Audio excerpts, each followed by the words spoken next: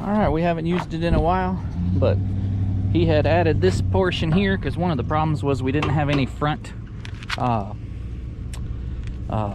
whatever it's called, front ledge for the wheels to bump up against when you use the straps.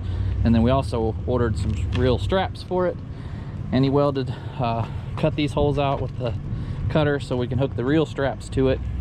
And then we made these little inserts in here in the back so you can wrap it and hook it on there.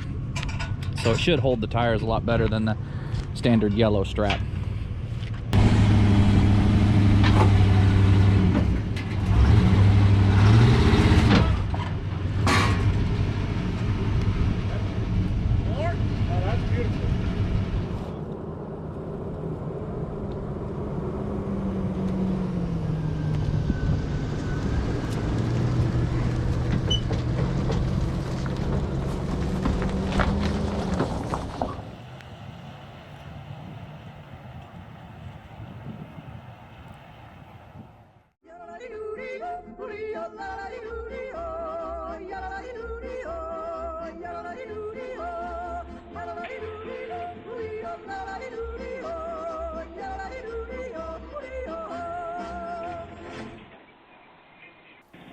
Well, they finally got there.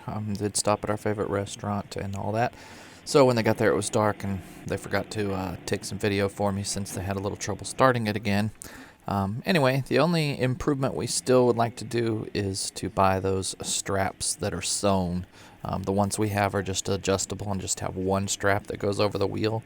If you buy the one with the 3 webs that are adjustable, it would work much better. But also, this is a little oversized, a little bit overkill on what we would pull with this normally. So, but that's one reason we made it kind of large, because we were going to try and find some parts vehicles for this Bronco so we could kind of get it working a lot better.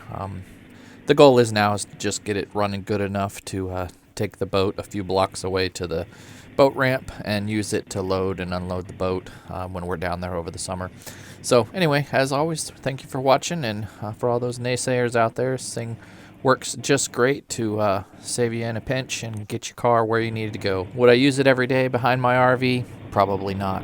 But to pull a car here and there, it works perfectly. Thanks for watching. Have a great week. Get outside, do something, and we'll talk to you and see you in the next video.